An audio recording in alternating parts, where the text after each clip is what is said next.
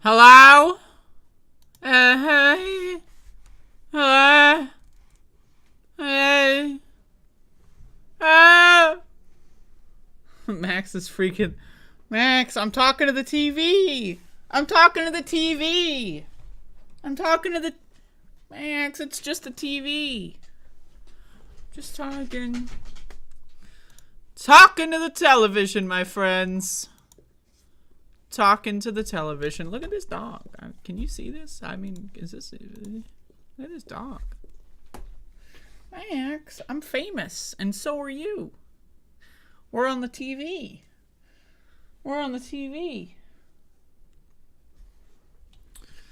Got a show today. Today is Tuesday, everybody, and doing a program today. I'm doing a program going to be talking about news on today's show. Going to be talking about the news on today's show. And we got Julie in the program. We got Bob. We got Lindsay. We got Hook. And more are showing up today for today's show. Today is Tuesday in February. It's a Tuesday in February. You shit.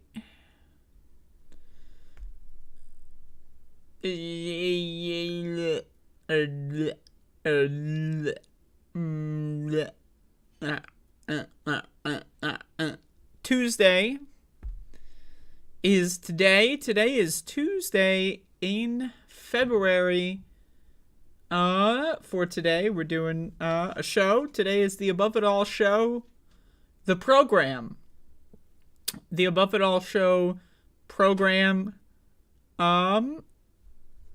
Tuesday edition in February. It is February 7. On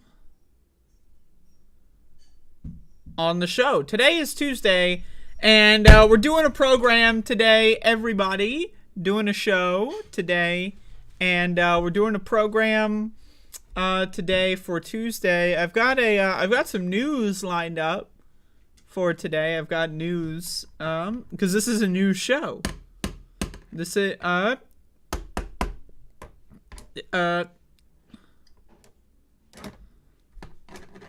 this is a new show. Today I'm doing a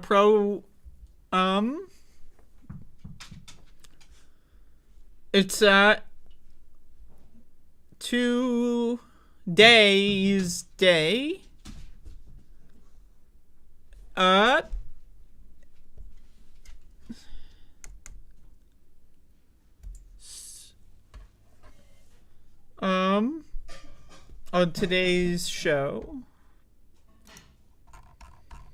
On today's show.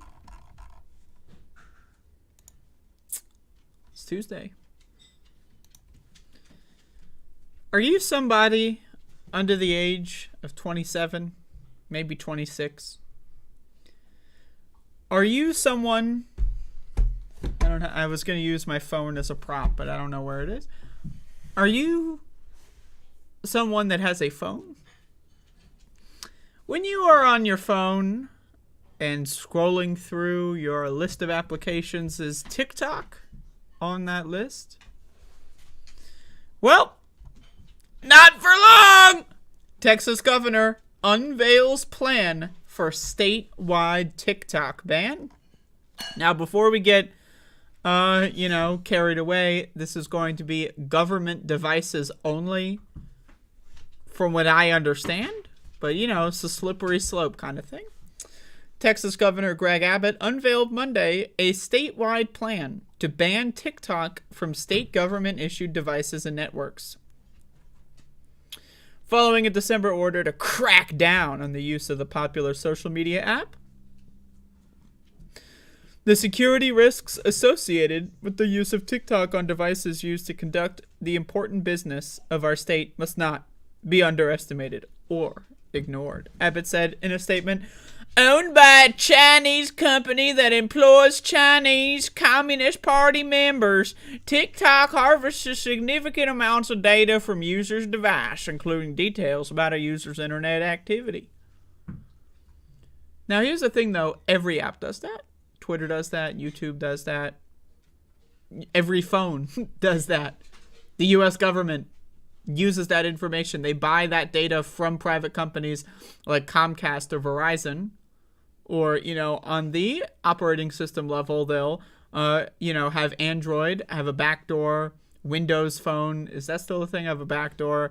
Apple has backdoors. And they sell all that information to the U.S. government so that they can use it when they spy on you, right? So this already is with every app, right? So, but the thing about TikTok is it's at that weird confluence of interests where, because TikTok is somewhat related to China, there's been a lot of people that hate China for some reason, and they're sucking up a lot of the oxygen in media and in conversation. People are China, Chinese balloons in the sky, China, right? So they're all over the fucking place. These weirdo China hawk people.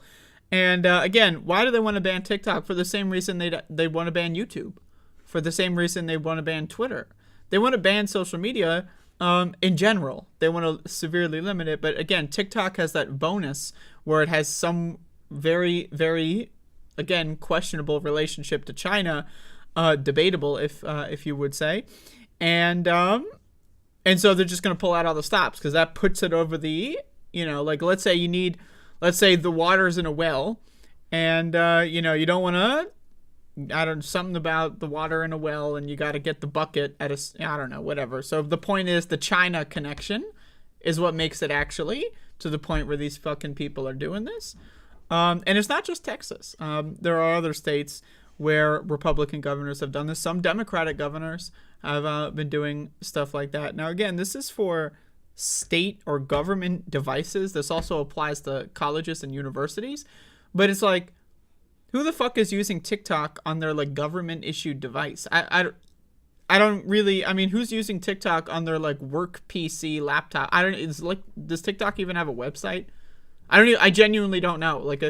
Is TikTok just an app or does it have I have no idea. But anyway, it's just bizarre ass shit. The statewide plan would prevent the download or use of TikTok and other prohibited technologies. Now, what is and other? On state-issued devices, including cell phones, laptops, tablets, or desktop computers. Does TikTok have a desktop application? Or a website? I genuinely don't know. I don't know. If I Google TikTok.com or something, what's going to pop up? I don't know. I genuinely don't know. So, can you ban TikTok on a desktop computer? I don't even. It would also prohibit employees or contractors from conducting state business on devices with prohibited technologies. The plan. Now, this is another thing. Again, is that so? If we're gonna have a state or any government contract, right?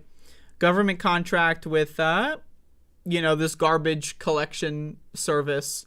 And they're going to haul some garbage out of some community area. Let's say there's been a lot of littering. They're going to go clean it up.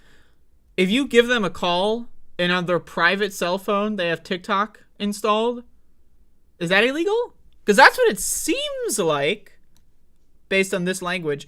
It also restricts using TikTok and other prohibited technologies on state. Oh, that's not the one I was. This one. Conducting state business on devices with prohibited technology. So you call your buddy that owns the trucking company, and you need to tow some cars out that are parked out in front of City Hall or whatever fantasy scenario. If let's say you can't get a hold of them, so you call their son. Their phone, who, and they both, it's a father-son company, but the son has TikTok on their phone. Does that mean you're violating the law? Like, I'm just, what? Like, any discussions or whatever of state business can't be done on a phone that has TikTok? Like, that's weird, man. I'm saying, like, that's some weird ass shit. Now, I'm all in favor of privacy. I'm all in favor of doing your best to secure your data. But I mean, that's some weird shit. Like, the idea that I can't call someone because they might have TikTok. Wouldn't it be better to call someone, set up a meeting, and discuss details in person? You're not allowed to even call that. Like, that's weird. That's weird, okay? I'm just saying. But again, these are Republicans, so. It is critical that state agencies and employees are protected from the vulnerabilities presented by the use of this app and other prohibited technologies as they work on behalf of their fellow Texans. Now, again, if the government actually cared about your data and your privacy, they would ban Twitter. They would ban the whatever notes app in your phone. They would ban whatever music player you have in your phone. They would ban literally every app. They would ban phones. You wouldn't be, because phones are a huge issue for data privacy. But they don't care about that. It's just like the China thing. I don't know. Like, it's China, and they also hate Zoomers, right? And Zoomers are the predominant generation that uses TikTok. And then also they got this China connection, so they're like, all right, fuck it. Let's launch the missiles at TikTok. You know, but anyway, now this is fucking some, I didn't even see this. I'm going to be on, I'm not going to lie with you. I did not even see this. So this is news to me. Josh Hawley introduced a bill to ban TikTok on government-issued devices for federal employees. The legislation unanimously passed the Senate and was added into a government funding package at the end of the last year and signed into law. I missed that one. I missed that one. So apparently Joe Biden did this same thing federally. Apparently. I totally missed that. And apparently all 100 senators. I mean, that's weird, man. That's weird. But, like, I really, again, if you want to ban anyone in Congress from using any social media, I'm down. But, like, why TikTok? Why not ban Verizon phones? Right? Like, why TikTok? Like, again, like, the idea that TikTok is going to even put, like, a 0.1% dent in data privacy issues for the average American is ridiculous. But you have to realize these people are just stupid. Like, at the end of the day, these politicians are just dumb. They're dumb people. Like, they're dim. They're not bright. Like, that's, at the end of the day, that's what you really need to understand. Is that how is this all possible? It's explained because they're dumb. They're dumb motherfuckers. I mean, seriously. I mean, there's really no, if you want to present to me an alternative explanation, totally down for that. But as far as I'm concerned, they're just dumb motherfuckers. But whatever. That's there you go.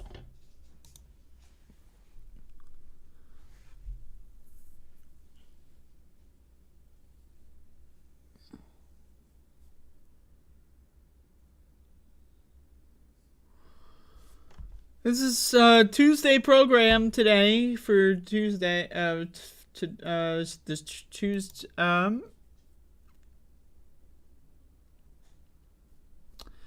Today is the Tuesday Pro Show Gram.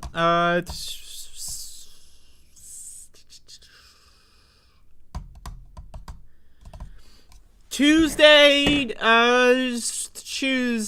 We're gonna choose. Today on to, and tomorrow?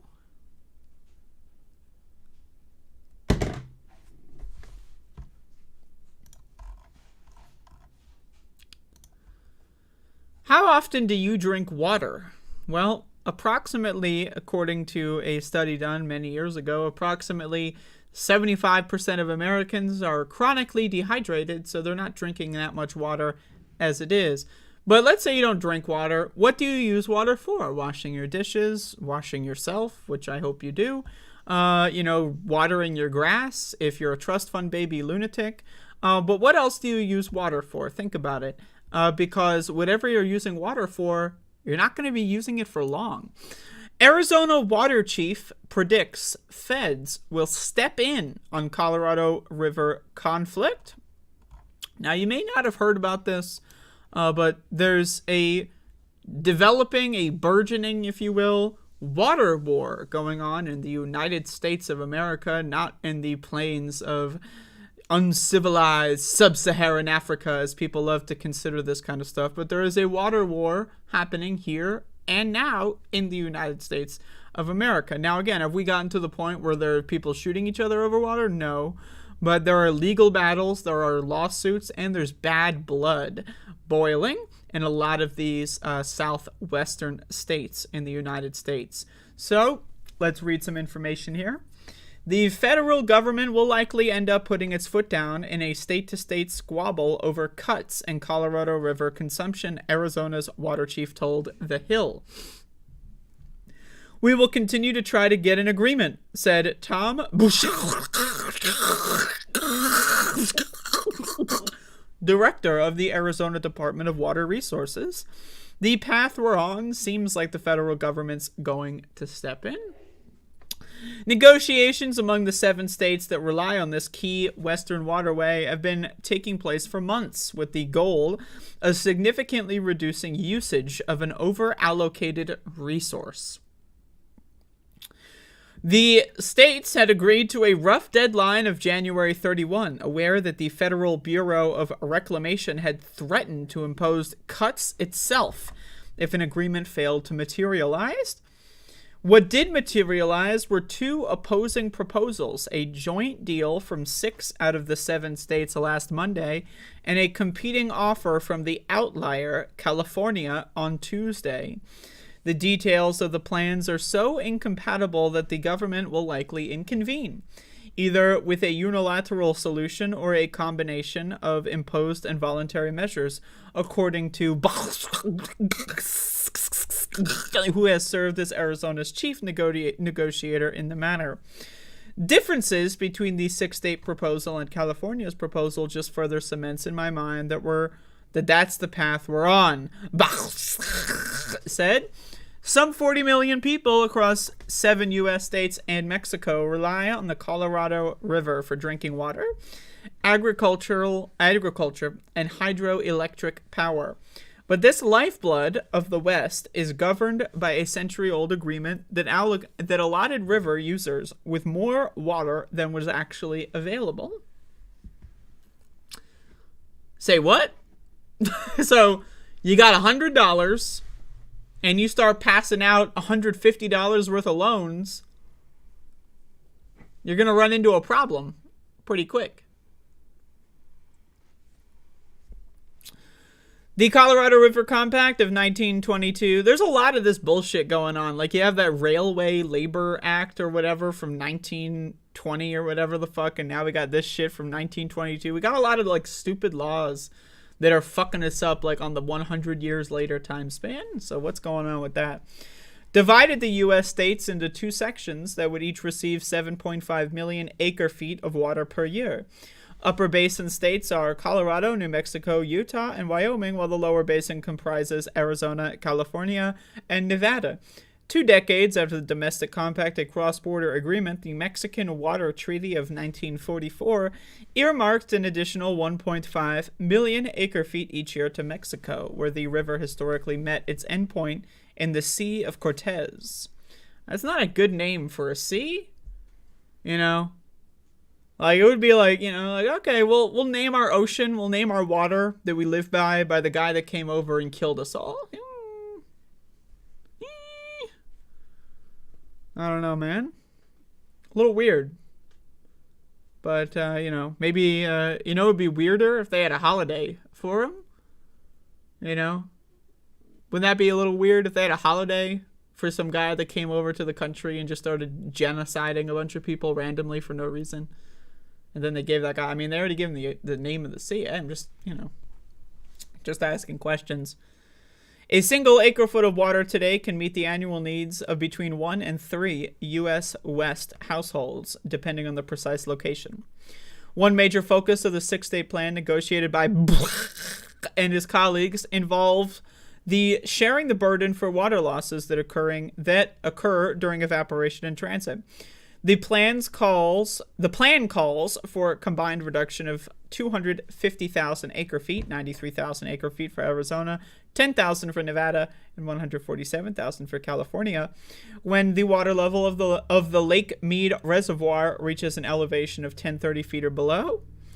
Now, again, Lake Mead's been in the news a lot over the course of last year with, apparently it was some like mafia burial ground and also just general crimes. A lot of people were finding a bunch of dead bodies in Lake Mead. But how is that possible? How did that happen? That was a big story last year that people were sharing around. But again, it's because climate change, which, by the way, controversial. I know a lot of people get triggered when they hear the term climate change.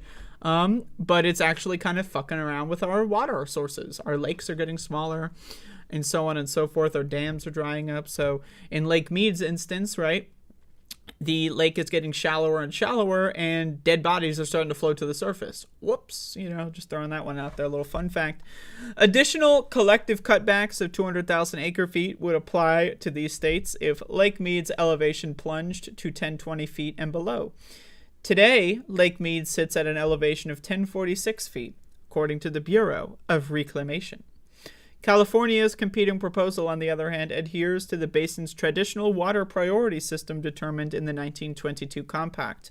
That system granted the largest Colorado River allocation to California, despite its location at the end of the waterway. The proposal builds on previous agency commitments, though, which the Golden State would conserve an additional 400,000 acre-feet of water each year through 2026. Also included in the plan are voluntary cuts of 560,000 acre-feet from Arizona and 40,000 acre-feet from Nevada. So if you can read the rest of this, but essentially these plans are not working out. These states, they're not enjoying each other's company, to say the least, and the United States government is going to have to step in. Now, again, we haven't really seen anything like this in the United States. At least in a long time. And by we, I mean the people alive today. In the United States history, right, yeah, we've had, wars over stuff like that, again, this law that we're referencing was written in the 1920s, so how did that come about? Probably there was some issue going on, so they decided to write a law. But again, in our lifetime, we haven't really seen this kind of thing, fighting for water. And it's going to get worse. So there's a drought in California. I've heard some people suggest that the drought in California, whatever metric you would use to qualify it as a drought, it might be a forever drought, in the sense where, droughts are typically seasonal or like a couple years, in a row. But we might hit a point where it's like, all right, California, permanent drought. We're here forever. We always have a drought. And we need to reassess what our words mean and how to get out of it. So that's what it's looking like. That's what it's looking like is going on in that region. And again, the water sources are drying up. We also know that the water sources in the United States are being poisoned by companies that drop, metals, forever chemicals, PFAS, that kind of stuff in waterways and we also, our water treatment in this country is trash. It's trash. I mean, does anyone remember Barack Obama pretending to drink the water in Flint, Michigan? Right? Our water treatment systems in this country are garbage. Garbage. We have some of the worst water quality out of the so-called developed world. Our water quality is on par with so-called third world countries in a lot of areas. Unless you live in a rich zip code. If you live in a very wealthy zip code, your water's going to be pretty good. But if you live where the 99% live, your water quality is going to be trash. Now, again, some states have better water quality than others. Some counties, some cities are better than, of course, right? There's variability. But pretty much by every metric, almost everyone in the United States is drinking unsafe levels of contaminants in their water. And again, there's two kinds of things that the EPA has a guidance for water contaminants, right? And then there's also science that says, yeah, you don't want any more of this. Now, the EPA is always going to do worse than the science, right? The EPA is always going to be more lenient than what the science would suggest, right? So we're at a point where people aren't even meeting the EPA guidelines. The EPA is not doing anything about it. And the EPA's guidelines already were ridiculously high already. So again, I highly recommend you get a water filter, and if you have the money for it, and I know money is in short supply, but especially when it comes to my audience, but I would consider finding some way that you can store water I don't know, get a water filter at the very least. Water storage is something to consider long term. We're talking 5-10 years, medium term, I guess. Because it's going to get worse. And you want to drink more water for health reasons. And you got to really start taking this shit seriously, because if you don't have a plan, 15 years, 20 years down the road, who knows where we're going to be. But anyway, so several United States states are fighting over water.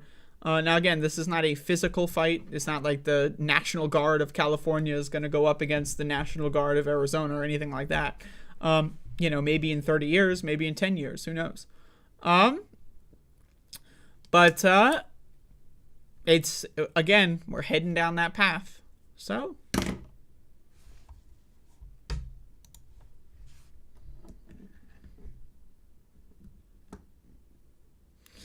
I have seen the earthquake stuff going on in Turkey and Syria. I don't think I have anything to say about that subject. Like, what would I do? Make a video and go like, "Whoo, earthquake," and then like just collect the ad revenue? I don't really have anything to say about it, but yeah, I mean, it's horrible.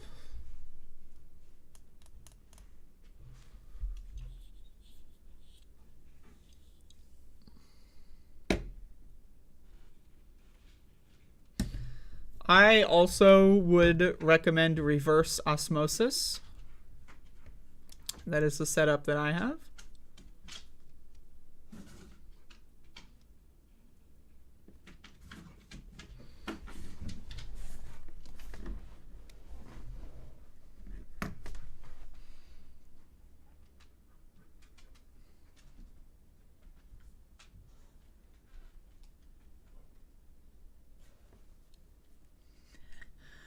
Can you believe this shit?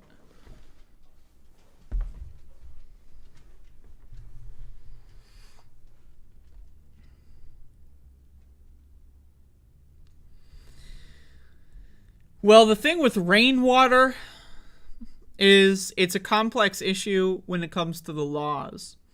Now, factor this in. Laws against rainwater collection were often introduced in eras where rainwater was not poisonous, at least nearly as much as it is today. So a lot of the rainwater collection laws at their inception were stupid.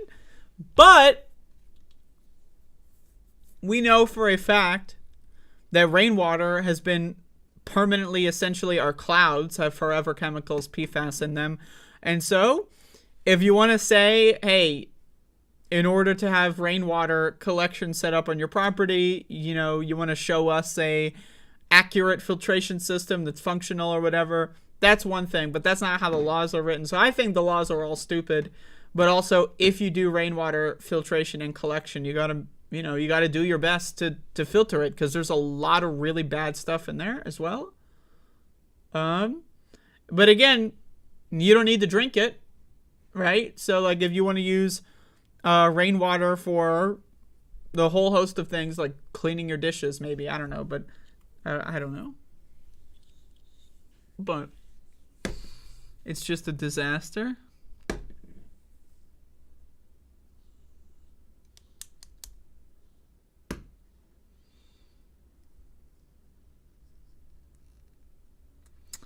Alkaline water with your acid issues. That's interesting.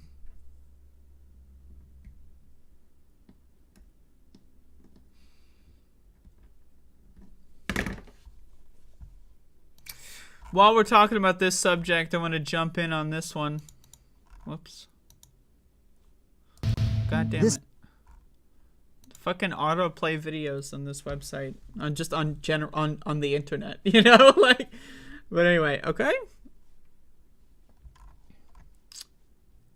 So on my show, I don't even know if this is a political show anymore. I mean, I kind of do half the show is just about making your own personal life better in the here and now. But one of the things that I talk about on my program, two of the things I should say that I talk about is, well, one of them, we are in a pandemic. We are in the COVID-19 pandemic. A lot of people have forgotten that. 1 million people have died. It's rising and accelerating in a lot of areas. Variants are getting out of control. People's rates of vaccination are vastly decelerating. People are not getting vaccinated. Variants are getting worse. But one of the effects of COVID is long COVID, right? You get COVID initially, your acute symptoms last maybe a week, 2 weeks, whatever. Maybe you're asymptomatic and you don't even have any acute symptoms. But all of a sudden, you start feeling, a little bit fucked up. You're like, ugh. Feel like shit. Can't get out of bed. Am I depressed? Well, maybe, but you also might have long COVID. And the other thing I talk about on the show is healthy eating. 95% of Americans do not eat fruits or vegetables. Now, how is that possible? I'm not sure. But 95% of Americans, the science studies have suggested that they do not eat fiber. They just don't have any fiber in their diet. What is fiber? Where is it found? Fruits, vegetables, specifically fresh fruits and vegetables, right? So having lettuce on a cheeseburger doesn't count. Sorry. Having one slice of a tomato on a cheeseburger also doesn't count. And so this story that I'm going to talk about here is the intersection of those two things that I talk about very frequently on my program. And this is an article from CNN Health. Healthy lifestyle may mean lower risk of long COVID, study says. Who would have thunk? Well, of course, I would have thunk, because I've been saying this shit for several years. Once I started learning about long COVID, which I started learning about it in 2020, right? And, again, it makes perfect sense. The virus, we know that the virus is able to live and reproduce in other organs in your body up to 8 months after acute infection. Now, when I say up to, that does not mean 8 months. 8 months is a ceiling. It's a little bit weird language, but in the medical journal kind of fields, up to just means that's when the study ended. So we know it can lead up to 8 months, and anything more than that, we haven't really done the research yet.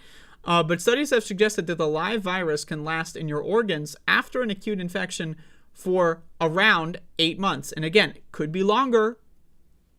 Data's not in on that, right? But we know as we are right now in society, it's February 2023, we know that the virus can remain and propagate itself in your organs for at least 8 months in some areas. Now, some people didn't have that situation. 4 months later, they were fine. But again, a lot of people that develop long COVID, what's going to be the cause of that? Well, a weakened immune system.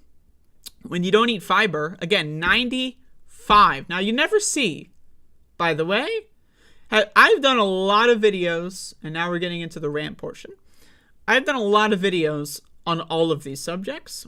COVID, especially. I've done literally hundreds of videos on COVID awareness and protection information.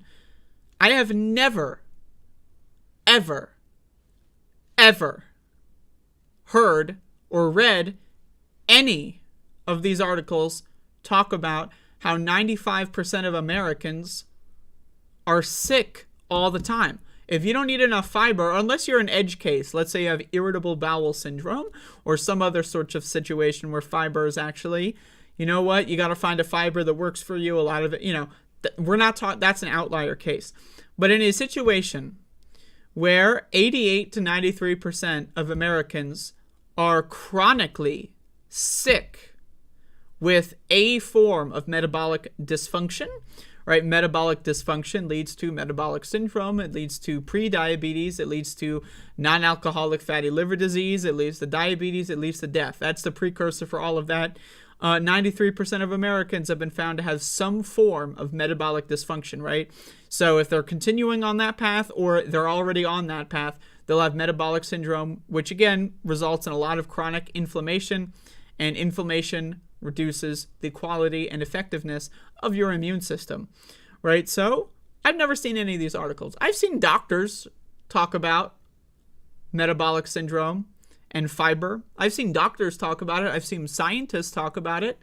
I haven't seen Tony Fauci talk about any of that. I haven't seen anyone at CNN, any of their doctors. I haven't seen any mainstream media at all. Why? Because they don't want you to understand the link between food and health. Food is medicine. That's what it is. Anything you put into your body is a drug, right? How come consuming pain pills, that's a drug, but consuming sugar pills isn't? Anything you put into your body is a drug. It affects your body. It can either give you energy. It can either take energy away. It can move energy from one place to another. It can, whatever. That's what putting things into your body does. Our body is a complex chemical system. It is a factory. When you put things in one end of the conveyor belt, it's going to affect your body in myriads of different ways, a myriad of different ways, right? And so again, when we have a pandemic, a mass disabling event where most people, their diets are garbage, right? So anyway, let's see what this has to say. People who have a healthy lifestyle before COVID-19 infection may have a lower risk of long COVID than their peers, a new study says. The study, published Monday in JAMA Internal Medicine, looked at almost 2,000 women who reported a positive COVID-19 test between April 2020 and November 21. The participants were enrolled in the Nurses' Health Study 2, which has been surveying more than 100,000 U.S. nurses since 1989. The researchers looked at 6 modifiable lifestyle factors that they defined as healthy. A body mass index between 18 and 24. Now, I will say BMI, body mass index, garbage. BMI is the IQ of physical health, in the sense where the BMI test, the examination, it measures your BMI, and that's it. The IQ test, what does it measure? Does it measure how smart you are? No, it just measures how well you score on the IQ test, right? And now you can use these numbers as a proxy for other things, but again, there's so many people that have a quote-unquote obese BMI, but they're bodybuilders. Or, there's so many people that have a BMI that would say, hey, you are about to pass out because you're dead, you're dying, you're a ghost. And then also you go to the doctor and you're fine. So again, I just want to say, always view the BMI or just weight in general. Weight in general is not really even remotely a good way to gauge your health. Attaching value to losing weight is a problem that leads to eating disorders. I've been there, so I can tell you that. But again, never smoking, moderate alcohol consumption. Now again, there's lots of gray areas here. What does it mean, never smoking? Like if I smoked one cigarette when I was 14 and said, ugh, that sucks, and then never smoked a single one since, technically, I smoked, right? So again, I'd love to go into the granularity there. Moderate alcohol consumption, what does that mean? I don't know. A high quality diet, again, high quality, how do we define that?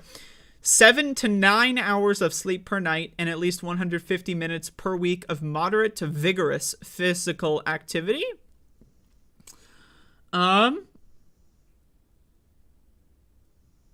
So, again, that's why they use so many different kinds of, different index points here, because, the issues with BMI theoretically are, going to be alleviated by the things such as high quality diet and the issue, so they use a different thing here. But again, I think we should be a little bit more clear with how we define these things in general, just as a society, as a culture. So they found that a healthy pre-infection lifestyle was associated with a lower risk of COVID-19 symptoms that lasted 4 weeks or longer.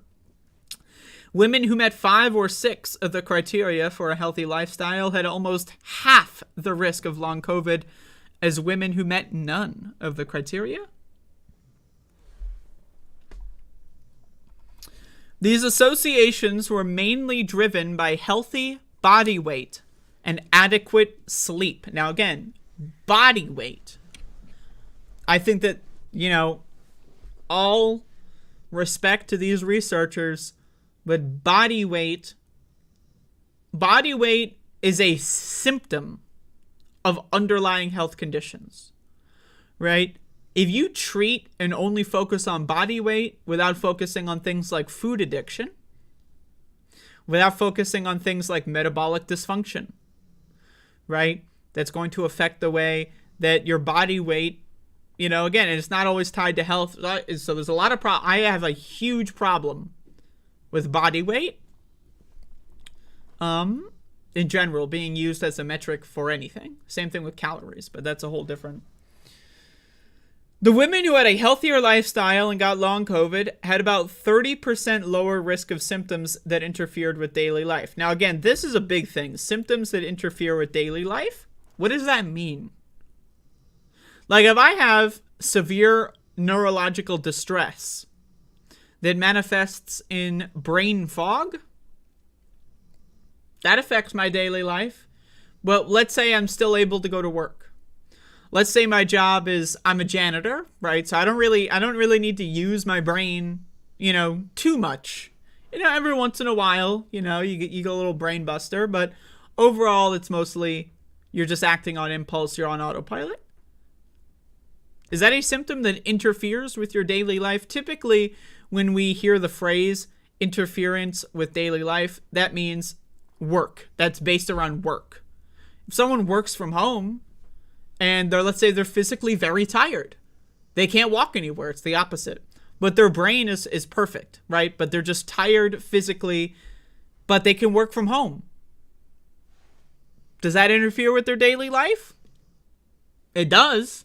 It's hard to go on a walk around the block, but they can work from home, right? So again, oftentimes we really need to define these terms. And as a society and in general, I often hear that phrase to be synchronized with their ability to go to work. Which I don't think, it's a metric that you can track. Yes, sure. But I think that interference with daily life should not be a proxy for how well can you work in the capitalist hellhole that we live in. Right? Can you be productive while you're working for your boss? I think we should have, those should just be two separate questions, but oftentimes they're linked. The researchers have speculated that the findings might be partly explained by the link between these lifestyle factors and chronic inflammation, immunity, or blood clotting problems. I have a question. Right? Let's enter the plumbing universe. Has anyone ever had to plunge, or God forbid, snake their toilet? Has anyone ever had this issue? Now, oftentimes, what is the cause? Sometimes, every once in a while, let's be honest, a big fat stinker. It's just too big, right? Like, let's just be real. But sometimes, right, it's other things like toilet paper. You use too much. It kind of clogs up a little bit, right? That kind of stuff, right? So every once in a while, you got to clean that shit out. You got to plunge it, whatever you can. You got to snake the drain. You got to clean it out. Now imagine that's your circulatory system. And imagine that snaking the drain is eating healthy food and only healthy food for a week. Now you might get away with not snaking the drain or using Drano or whatever. You want to use whatever analogy, whatever metaphor or whatever, right? It's possible you can go 30 years without entering an issue. Totally possible. But the problem is bubbling, right? And eventually, it will create an issue. It could be as soon as you sell your house and someone moves in and all of a sudden the toilets are clogged, right? But we don't have that with our bodies. We can't just move out of the house and go somewhere else with our bodies, right? And so oftentimes when you eat garbage, it clogs up your arteries. And what that can lead to, if you don't flush the drain, if you don't snake it, if you don't use Drano, if you don't plunge it, eventually what that can do is, again, lead to blood clots. Right? So again, in this instance, snake in the drain is eating nothing but extremely healthy foods for a week. When's the last time you have gone a week without any junk food? Any. Zero. I'm saying zero. Not a little bit, not moderation. Just a week where you have 0% junk food. And again, you can bring the junk food back after that, right? I'm just asking, most Americans, they never go for a week eating zero junk food. Never. A lot of Americans I know, I come from a very poor family. I've been poor most of my life. And I can tell you, a lot of people in my family, never gone a week, even having regular access to food, let alone a healthy set of foods to eat. So most Americans do not have this luxury and or have never tried. Okay? So let's keep going. However, they also noted that these studies' generalizability is limited because it looked only at middle-aged female nurses who are predominantly white. Other limitations include the use of self-reported data and a lack of understanding about the risk of long COVID with different strains of coronavirus. So again, this study, is it the end-all be-all? Of course not, because no single study is ever the end-all be-all. It's always, how do all of the studies in the same area with political polling? Are you going to judge who's going to win the 2024 election based on one Rasmussen poll? No. You're going to use every poll during that election cycle, and even then you might still be wrong. That's called science, right? So again, no single study is perfect, but this also does suggest that a lot of the stuff I have been saying on my show for the last couple of years now seems to be in the right direction. It seems to me that if you eat poison and drugs and are a drug addict, now again, no problem with drug addiction. As someone who used to be addicted to junk food, I used to weigh like 270 pounds, 280 pounds, okay? And I went all the way down to 120. Now, again, that was not healthy. But I've been on both ends of the extreme when it comes to food addiction, fear of food, not wanting to eat because I thought that, food would make me fat and being fat is bad. So I've been on multiple ends of that kind of thing. And I've got a lot of, when I would not eat for days at a time because I was trying to be, when I was anorexic and I was trying to lose weight, I would pass out. When I was extremely overweight, obese, right, I would more often, I'd have back pain. I'd have foot pain. If I were to take like a 30-minute walk around the block, and it would take me 30 minutes when I was that heavy, I would have foot pain. Like, my feet were in severe agony just because of how large my body was as well as my back. I don't have that anymore. Now, I'm definitely not the thinnest I've ever been. I got a little chunk on the trunk, if you will. But I don't have back pain. I don't have foot pain. I don't have a lot of other issues. I don't have breathing problems, right? And so, no one is perfect. No one's going to be perfect in their health, but there's always harm reduction. And harm reduction pays dividends. Have you ever seen The Butterfly Effect with Ashton Kutcher? Imagine that, right? But it's healthy eating choices, right? Hey, just consider it. Let's jump to this quote. In the past decade, scientists have accumulated evidence that healthy lifestyle is good for overall health. Well, who would have thunk? However, in the United States, for example, 70% of the population do not have a healthy body weight, and 30% do not sleep enough. So, the sleep thing, I could do a whole other video on sleep. Sleep is extremely important. To me and just in general. Findings from this study suggest that simple lifestyle changes, such as having adequate sleep, may be beneficial for the prevention of long COVID. But again, all of these things are impossible under a capitalist framework. It's impossible.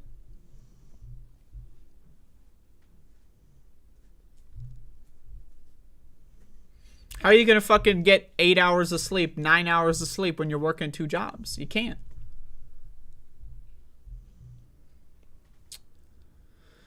So again, you can look more into this study if you'd like. And yeah, you know, it's a little, on my end, it's a little confirmation bias, right? I see stuff like this and it's like, oh yeah, that's exactly what I've been talking about. So, but it really does make sense. When you eat properly, when you eat good food, forget I said good. When you eat food, it fuels your body. I ask you this. What is the definition of food? And does that definition apply to Wendy's? Because if your definition of food is anything you can put down your throat,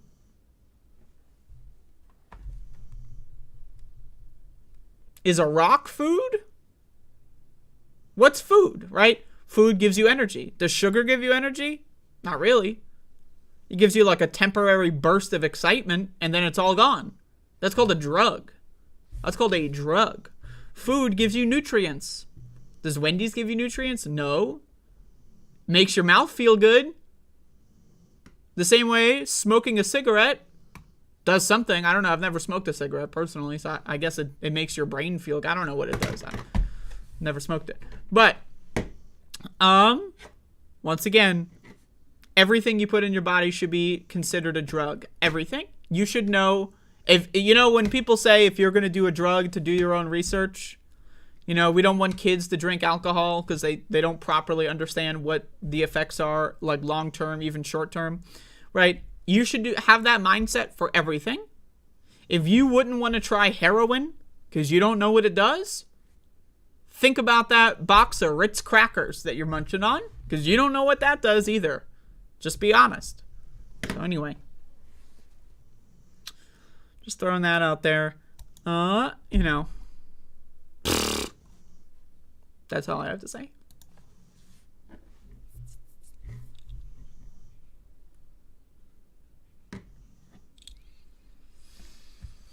Yeah, but for when I have seen Glam Girl Adel, and anyone else that is a COVID sufferer, for when I have seen getting as much rest as you can is going to be ideal. Like,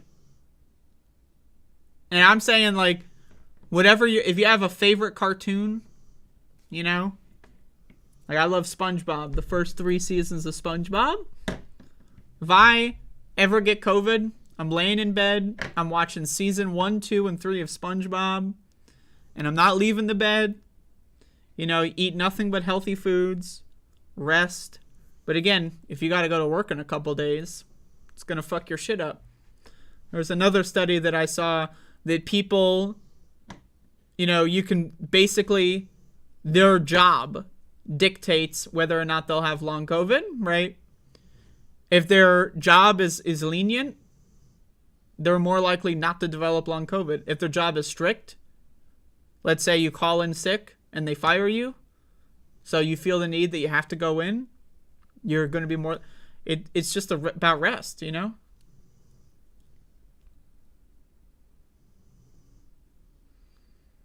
Goddamn, curb your enthusiasm. Great show. Speaking of which,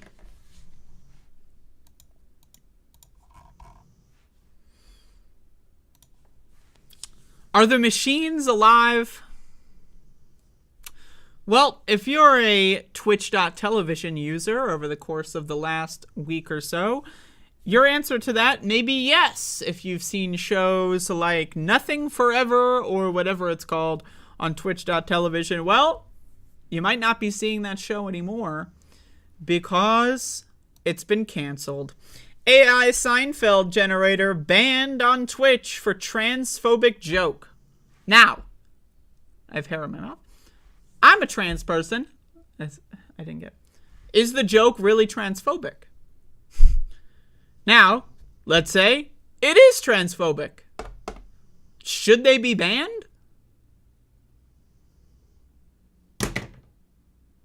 But I got the joke right here. And at the risk of being banned on YouTube.com, let's play the joke. Is this joke transphobic? Well, this is like a segment I should do more often. Like, is X transphobic? Because I, as the tran, I get to have unilateral weight on this. But anyway, let's check this out. So, this is my stand-up set in a club.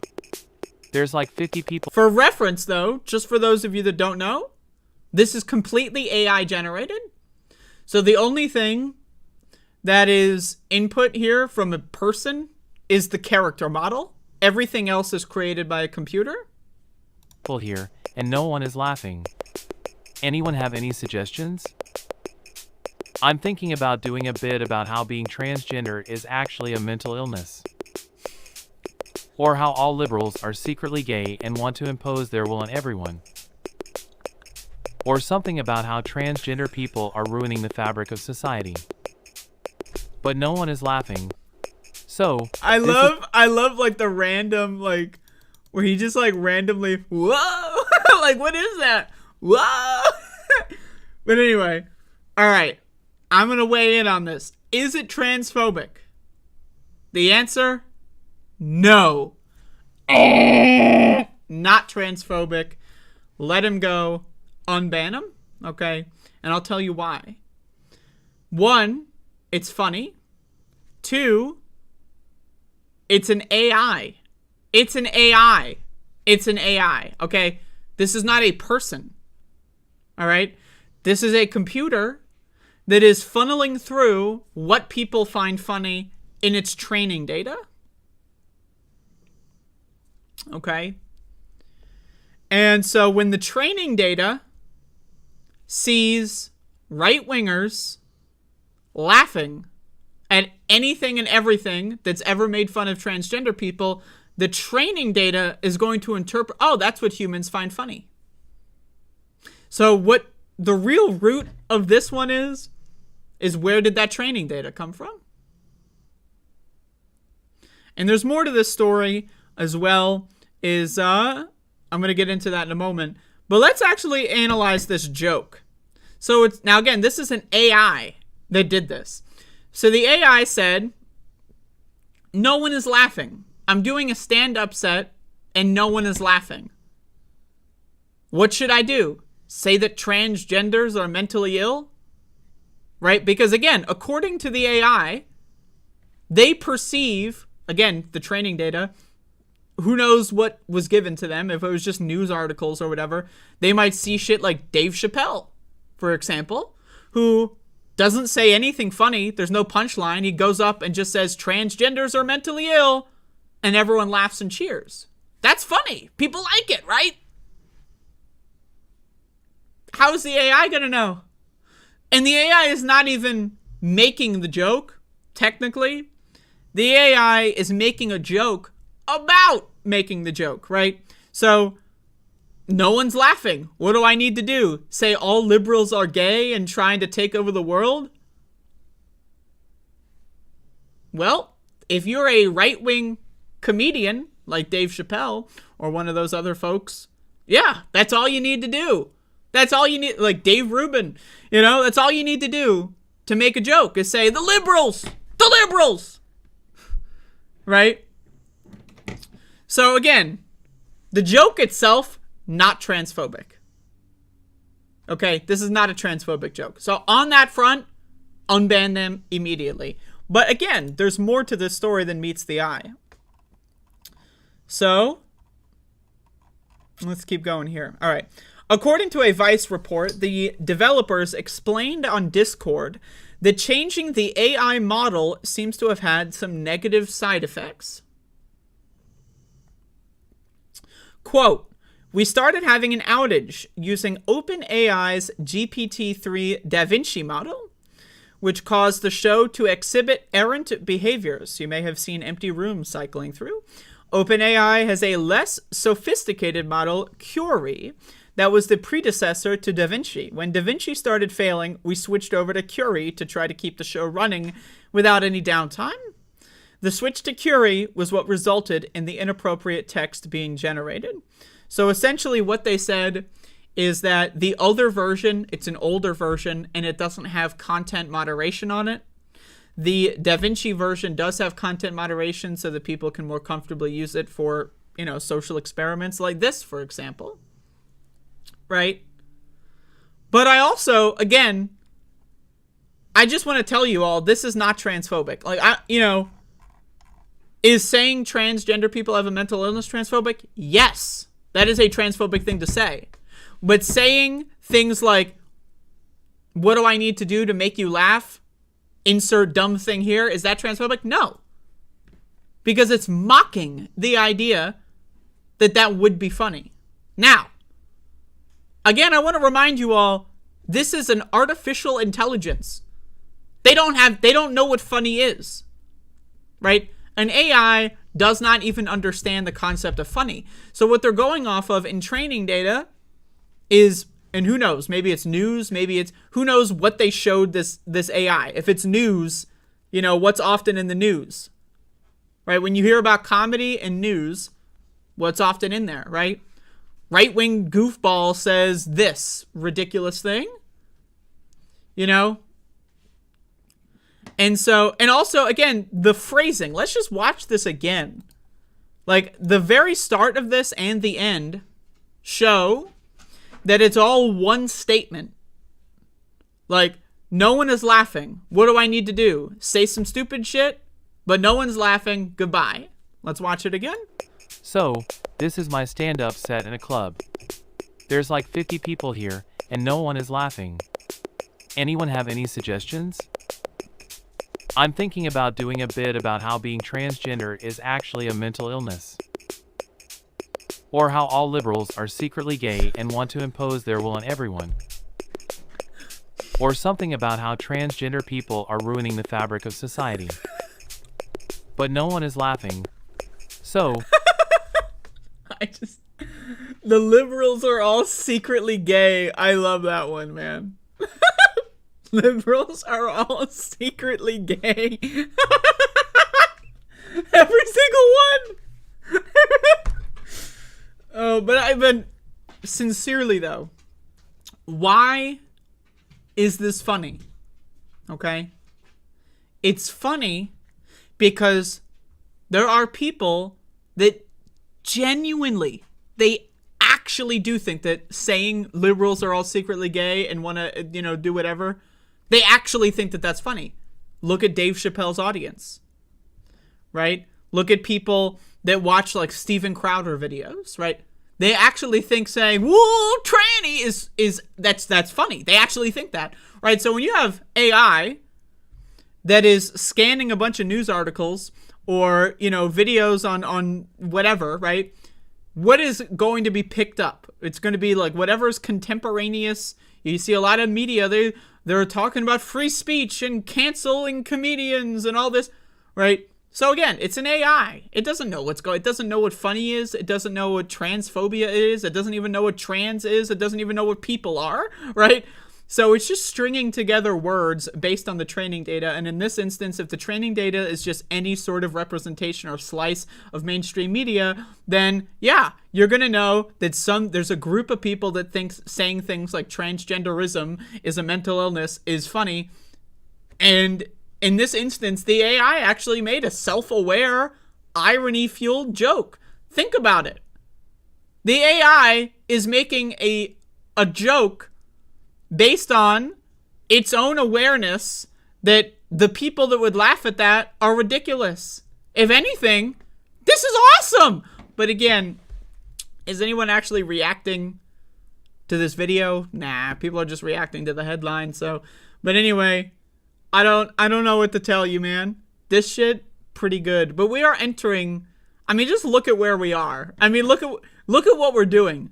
You're watching a fucking video of me talking about an AI, a computer, right? Making a quote-unquote joke, even though it doesn't know what jokes are. Like, there's so... Like, what are we doing? This is the clown world here. We're canceling AI. I mean, it's one thing to cancel a cartoon. Someone made the cartoon say that thing. Someone in a voice booth with a microphone said something, and then it was plastered onto the animation. In this instance, it is literally a cartoon in its purest form. This is a computer. It's made up. So in this instance, I must say, cancel culture, it's gotten a little out of control, if you ask me. So I say let them go, free Larry, and let these people continue what they're doing, because I think it's great. So there you go.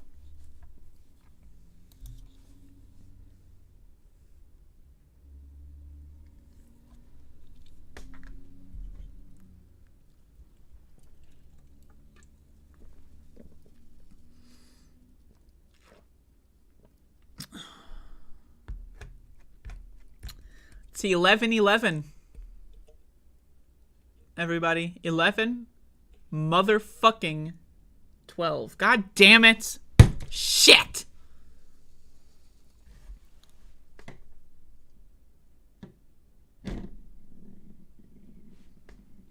Fuck.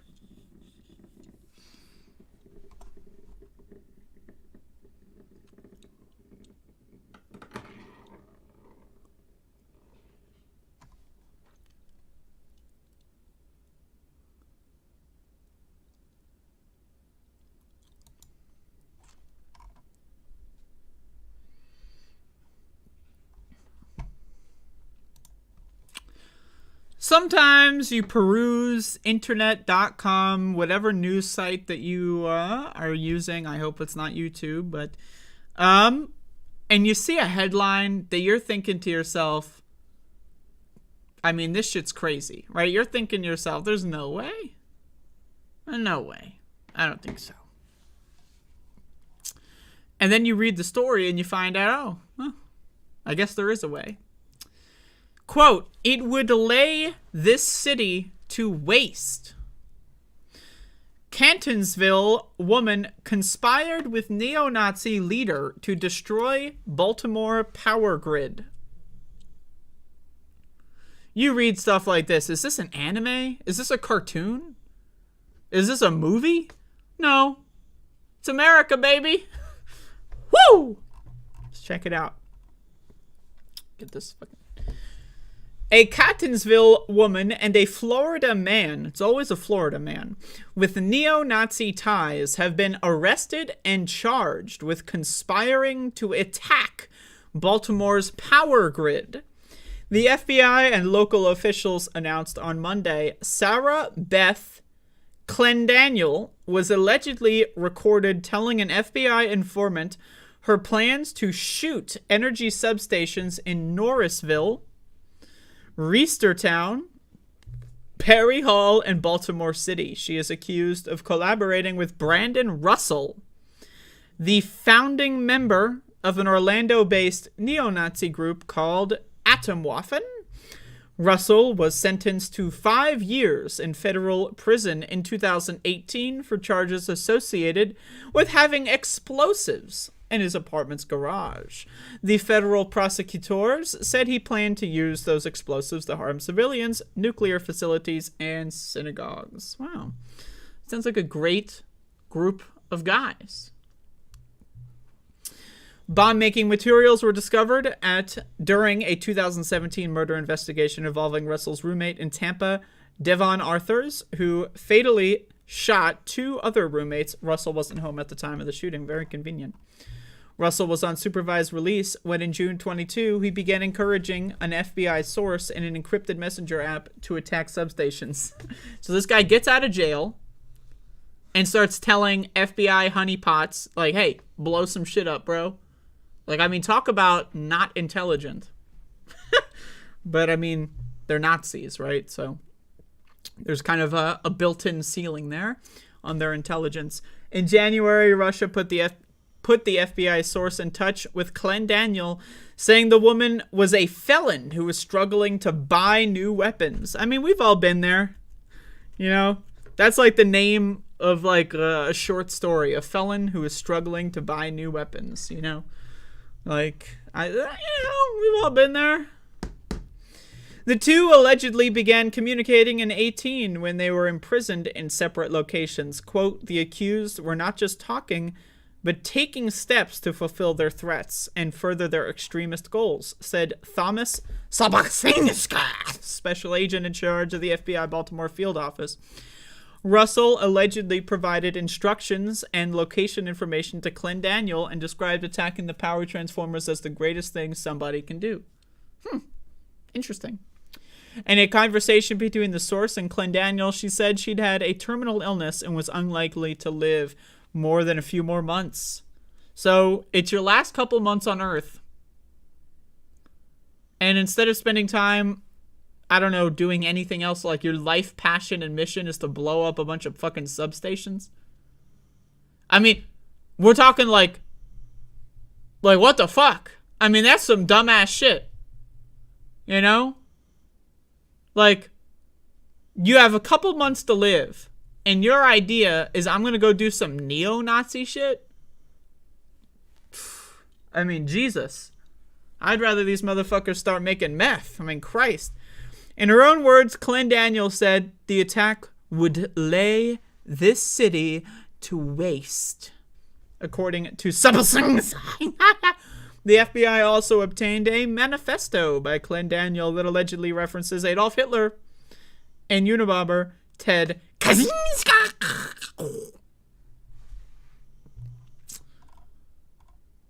I'm allowed to make fun of people that have ski in their last name, just for reference. It's not racist. The arrests come from about 2 months after someone opened fire on a substation in North Carolina, knocking out power to some 45,000 people, according to charging papers. Russell sent the FBI source a YouTube video about the attack. People are saying that that attack was in relation to a drag event, an adults-only drag event, I should say. Though that was technically unconfirmed. Who knows, right? The deliberate attack raised concerns about the vulnerability of U.S. power grid to sabotage, as many substations are protected by little more than chain link fences. In late December, 4 power substations were vandalized in the Tacoma area of Washington, knocking out power to 14,000 customers. In a statement, BGE and Exelon thanked the FBI for its work and mentioned efforts to prevent attacks on the power grid. Pretty crazy shit. Officials believe Russell started a local neo-Nazi group as part of a larger organization with cells in multiple states. According to the criminal complaint, the group's targets include racial minorities, the Jewish community, the LGBT community, journalists, and the U.S. government and vital infrastructure. So, you know, just a little fun fact for everyone. We love fun facts here in the Above It All Studios universe. But Adam Waffen is the group that is responsible for swatting me. For those of you that don't know, I got swatted about 5 years ago. It was very upsetting. A lot of bad stuff happened. Long story short, turned out it was Adam Waffen, right? So again, I do have personal experience with this particular neo-Nazi group, and I can confirm that they absolutely do love to target LGBTQ minorities, right? So, these people are crazy, and they're everywhere. That's what you need to understand. Approximately, according to data and research and studies, there is a big study that was done in the mid-aughts that found out that approximately, this is a study on broad populational demographics when it comes to politics, done, I think it was in the mid-aughts, right? And it found that about 1 in 5 people in North America, right? So it was it was an international, 3 nations. About 1 in 5 of people in North America have fascist tendencies, right? So they could become fascists given a political scenario that would, right? And so then we have 10 years after that, Donald Trump, right? Donald Trump runs for office. He doesn't run as a Nazi in 2016. He runs as a racist, as a rapist, but not necessarily a Nazi. Whereas 4 years later in 2020, he was bragging about sending police forces to assassinate protesters, just bragging about it on national television, bragging about sending private military groups in the form of police to murder Black Lives Matter protesters, and then he bragged about it on live television. So whatever you want to say about his 2016 campaign, definitely not in the Nazi category. Almost there, but not there.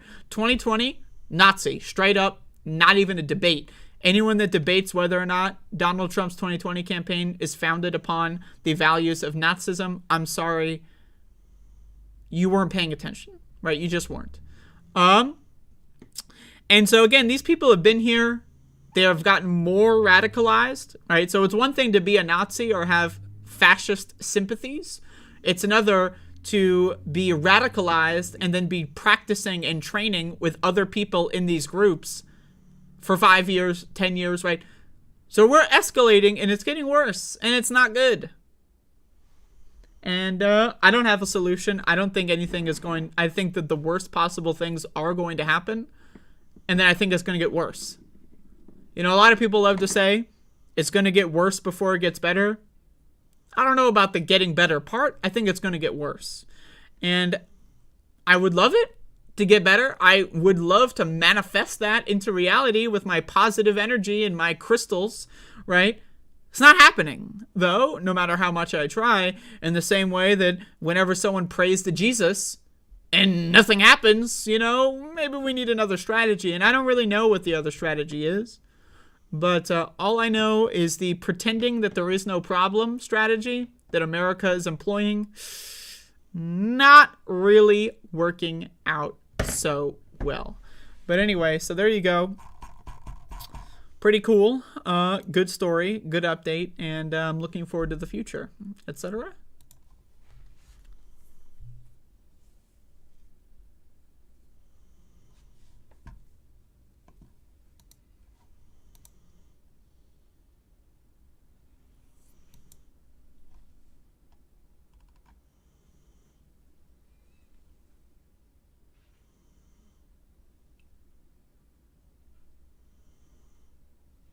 Lindsay, I am reading your direct message, and I will do that. I promise you. In fact, I'll do it right now. I did not notice that it is kind of cut off here, so let me... Okay. Max is woofing. That is a fact of life. And Max the dog is woofing.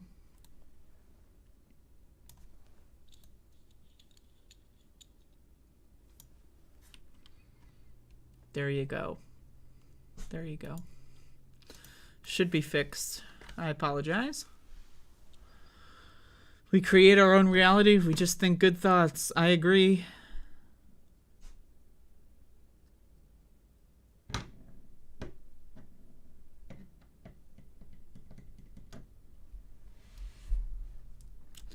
Anyway, that's my show for today. I mean, I hope you got something out of this. I don't know. My goal is to stimulate the thought muscles in people's bodies. And once again, tomorrow is Wednesday. And I will not be streaming on Wednesday. I'm taking Wednesdays off. So... You're joking, but you shouldn't be, Brooke. I mean, obviously there's a limit, right? You can't, like, be standing in front of a train and just think happy thoughts, right? But I genuinely believe, though, if you're doing your best to maintain as positive a mindset you can, that it does manifest good things over time.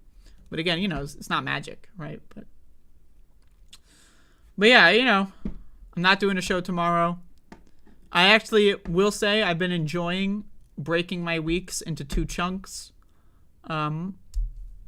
Makes it a lot easier for me. So that's all I care about. I'm prioritizing my mental health over other people's. So I will not be streaming tomorrow. That said, I will be streaming tonight. I'm not sure exactly what I'm going to do for the State of the Onion, but I will be doing a stream for the State of the Onion. If I do stream it on Twitch, which I might, because I might play a game at the same time, I'm not sure, then I will post a video on YouTube telling people that there's a stream going on. And I might just decide to stream it just totally straight without playing a video game. And if I do that, I'll stream it on YouTube. But the State of the Onion is tonight. And I will be covering it because people gave me money to do so yesterday. So, in fact, I'm going to... I don't have my phone, so never mind. But I will set an alarm for myself. I believe it's at 9. I'm not going to lie to you. I don't know. I'll look it up later. But you look it up too. And I will probably start my stream 5 to 10 minutes before whatever, if it's 8 or 9, whatever it is. I don't know. You gave me money not to do it. Well, I apologize.